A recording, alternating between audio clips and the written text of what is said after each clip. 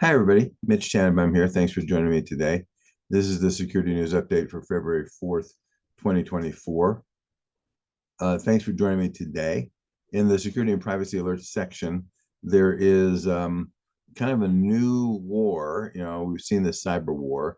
Ukraine claims to have destroyed 280 Russian servers and 2 petabytes of data. That's a lot of data. We're only on the periphery of that in the United States right now, but there's no reason to assume that that's going to remain that way. Some Russian focused or organization is going to go off and decide that they want to go after us because we're supporting Ukraine. So they hacked a company called IPL Consulting, which is a Russian consulting company. This apparently resulted in a bunch of communications outages in Russia, because that must be apparently what they do for a living. They also hacked Russia's main military construction directorate for special projects, whatever that means, stealing data on over 500 military sites, which probably is useful in targeting bombs. And another attack on the Russian Far Eastern Research Center of Space Hydrometeorology. There's a mouthful. They destroyed 280 servers and 2 petabytes of data. Hopefully they have good backups, but we'll see. That's only a partial list. What it points to is that nothing is off limits for these hackers. And I say on either side, the Russian side or Ukrainian side. I would ask the question of, do your backups have backups? Because, if the bad guys, and we see this a lot in ransomware attacks here in the United States, if the bad guys get your backups and destroy them, then you don't really have a lot of options other than to go off and pay the ransom. If you're not comfortable about your backup strategy, obviously, please contact us. We'd love to support you in that. Next, the FBI warns of tech support scams and other scams using live human couriers, right? And so normally these things are all done online. They'll go off and send us some Bitcoin or go off and buy some Apple gift cards and send me the numbers and that kind of. This scam is getting interesting. The scammers contact the mark. They tell them that their bank account has been compromised. Not to worry, they're here to help you. So if you just liquidate your account to Precious Metals and meet the courier who will tell you where to meet them, and give them the proceeds of the liquidation of the account in precious metals, golds, and silver, you'll be good. Of course, if you ever do that, you'll never see your money again. And these are mules, just like the cross shipping mules and all the other. These guys don't necessarily understand what they're doing. One would think that they probably should have a decent idea, but and they may be partners in the crime. So maybe in this case they do know what they're doing, but they represent themselves as working for banks, working for the government, working for the FBI, and people fall for it. The FBI says between May and December of last year, it's only like about 6 months, people have reported to the FBI, and we know that they report to the FBI only a tiny fraction of what actually happens. Over $50 million of losses from this kind of scam. So pretty amazing. Next, Midnight Blizzard. No, that's not a new Dairy Queen treat. It's also known as Nobelium, Cozy Bear, and APT29. It's a Russian hacking group. They breached, and we knew about this, they breached the emails of Microsoft executives, but we're slowly learning that they've breached a number of other companies. One company, which is HP Enterprise, was also compromised way before the Microsoft compromise. Now, HPE said that they were compromised in May. They didn't report this until like December. So, that was before the new SEC rule. So they may be okay there, not sure, but that seems to be a long time. At HPE, they stole emails from marketing people, business people, cybersecurity people, other groups. And we know that the SVR, kind of the Russian version of the CIA, has been very interested in U.S. tech companies. So beware, and nobody is really immune from this. We're seeing that the attacks against the government, the critical infrastructure, if you will, In this case, Fulton County, Georgia, where we know that Trump and his 18 co-defendants are being tried. They were hit by a cyber attack, which affected the court system, the phone system, tax systems. Also, there was a power outage at the same time. Don't know whether that's related or not. Don't know if any of this is related to the trial, but it certainly might be. On the other hand, local governments have generally pretty shoddy cybersecurity practices, so it may have had nothing to do with anything having to do with the trial. But if you're involved in the government sector, know that you have a kind of a bullseye painted on your back. Next, in the legal department, Hyperverse, which is in the crypto space, founder Sam Lee was charged with defrauding crypto customers of over $1 billion. The U.S. Attorney in Maryland and the SEC both charged him. One of them said he stole $1.3 billion, the other $1.9 billion. I'm not sure where the difference is. But as long as they're suckers to get swindled, there are swindlers to take their money to the tune of $1 to $2 billion. The crime spree is going to continue. This is actually the second Hyperverse related criminal charge in recent days. So these guys they're just crooks, and people who think they're going to get more than what is a reasonable return probably are going to wind up on the wrong end of the deal.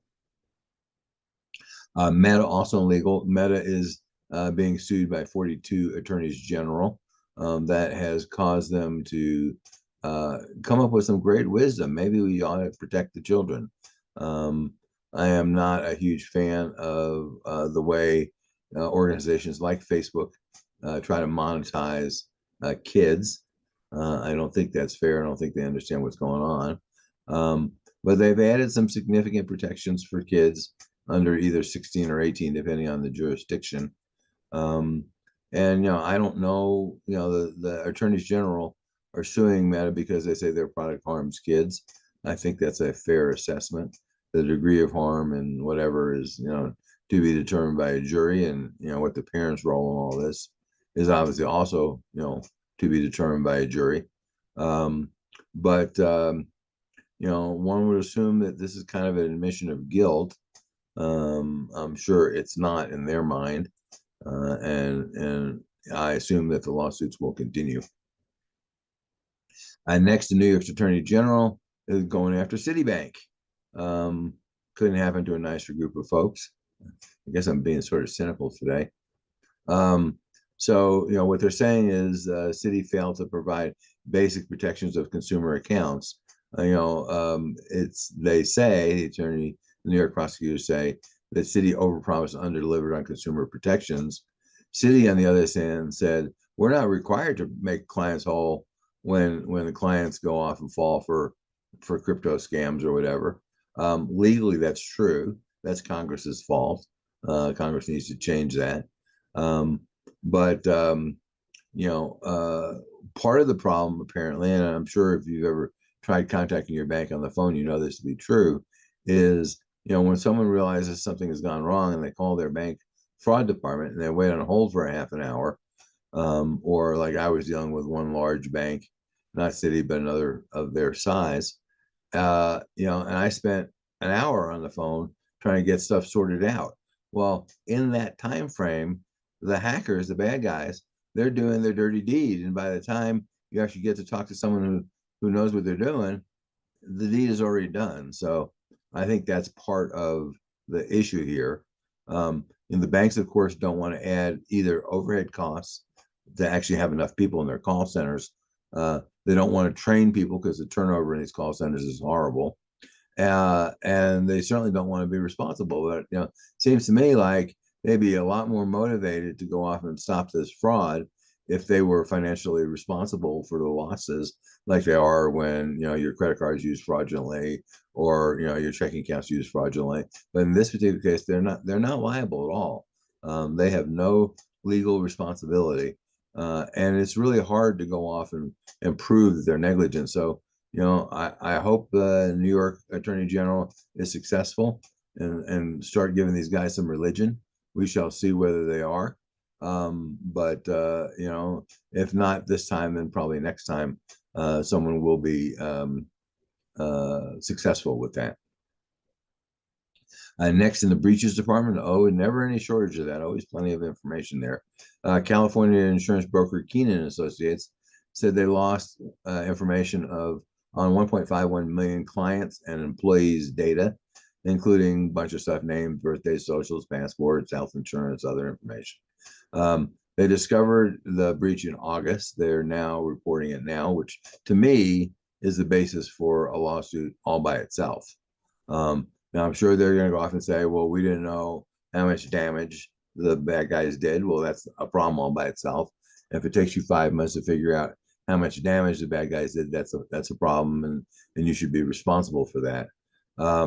They claim that they contained the breach within hours, yet the hackers still have information on 1.5 million people. So I'm not sure what the definition of contains is. I'm sure all this will come out in the inevitable lawsuits. But the other thing to remember is, these guys are an insurance broker. They have customers. Those customers are likely going to get sued too. Not just the broker is going to get sued, but their customers are going to get sued. So, this is third-party breach, supply chain risk management, and to understand that if you're sharing this kind of data with your insurance broker, obviously in this case it was a health insurance broker. If you're sharing this data with your broker, and the broker has bad security practices, you're going to go off and get sued when something bad happens. Again, if you need help with your vendor cyber risk management program, which remember that is different than your vendor business risk management, right? Business risk management says, do they have insurance? Are they licensed? Stuff like that. This is what are their cybersecurity practices. If you need help with that, let us know. Next, Blackbaud settles with the FTC in a breach affecting millions of people. Most people have never heard of Blackbaud.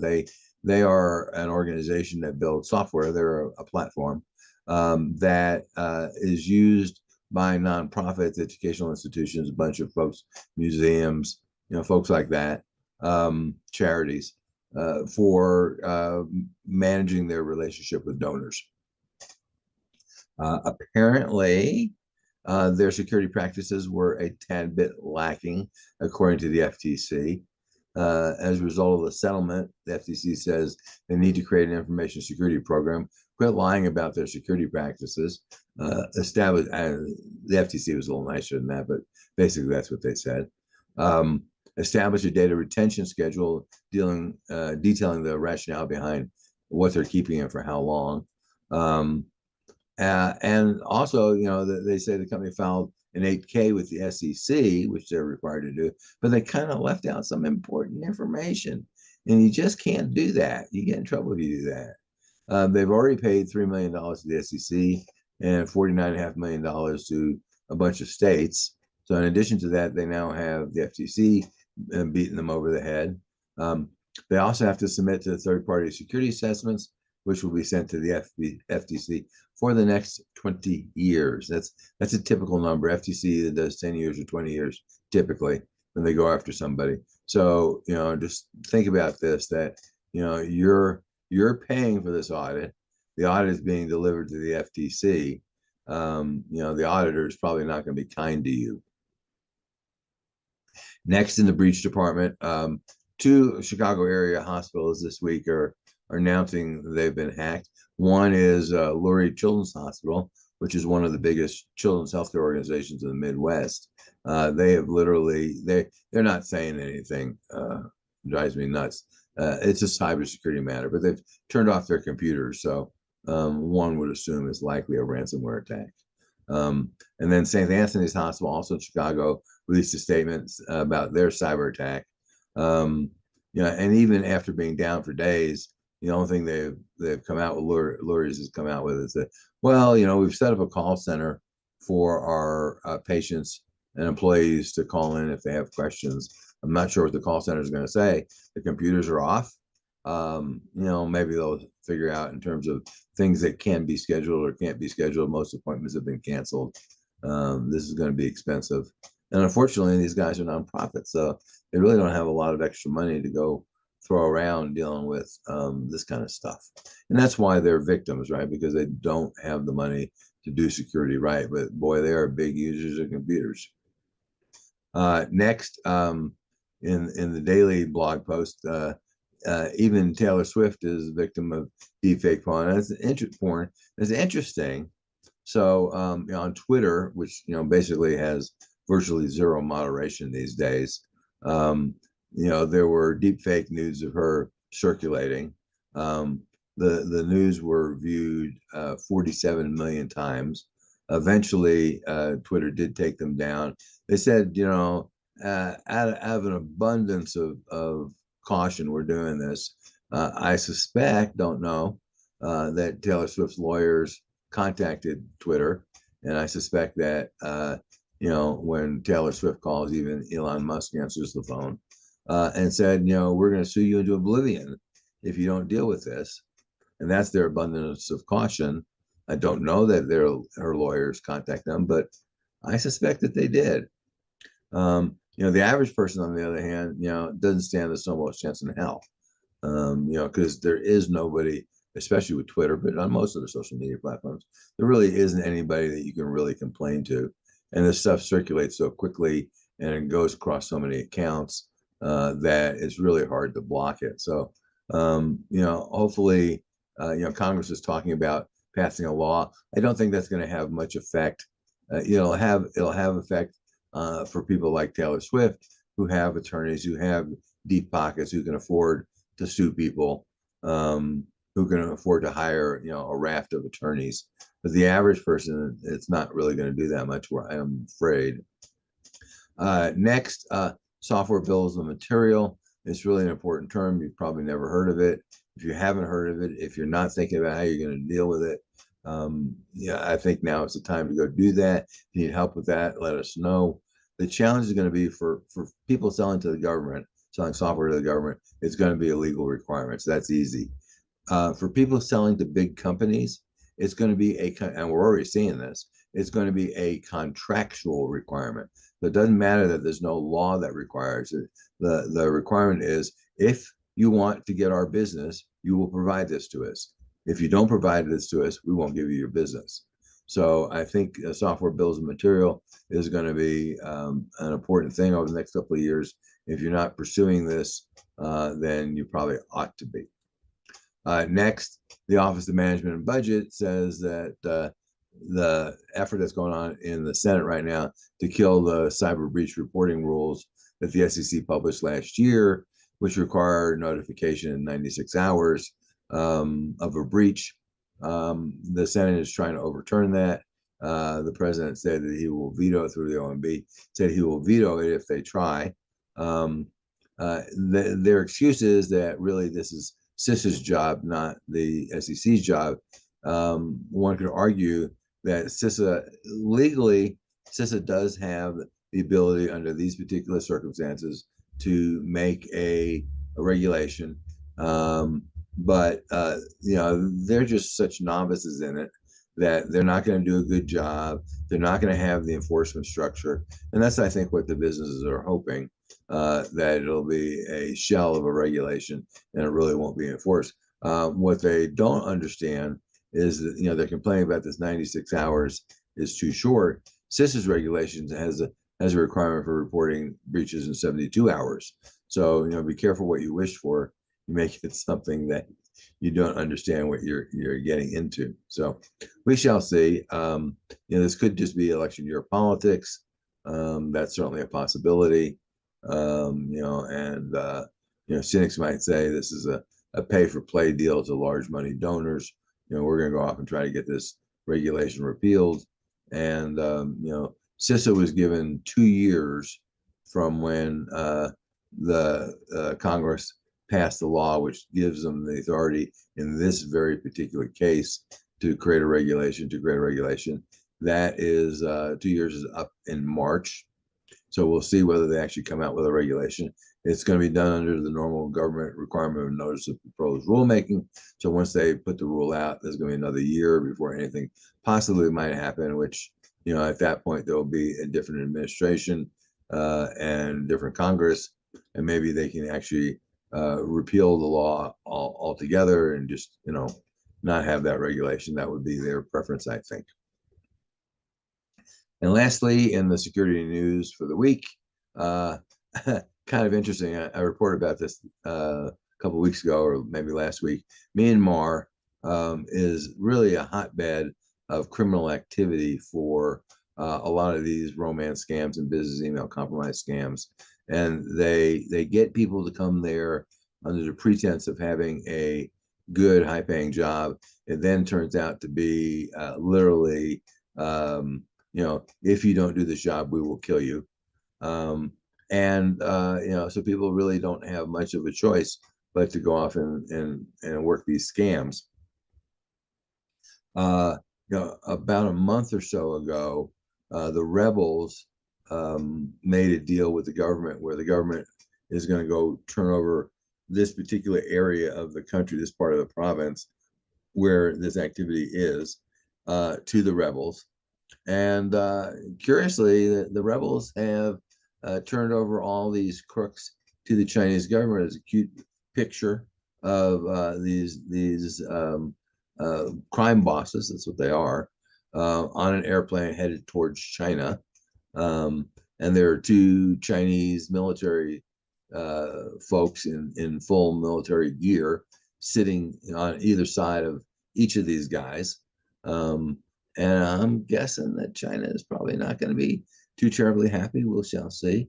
In the score one for the good guys, the German police seized over $2 billion in crypto from one hacking group, which is great.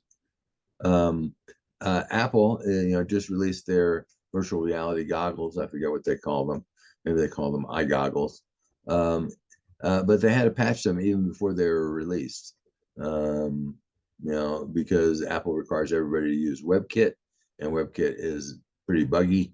And so apparently they discovered some more bugs in WebKit after the build for the software for their VR goggles was released. And so now they had to patch the goggles. So the first thing you do after you pay $3,000 or $4,000 for these things is to go patch them.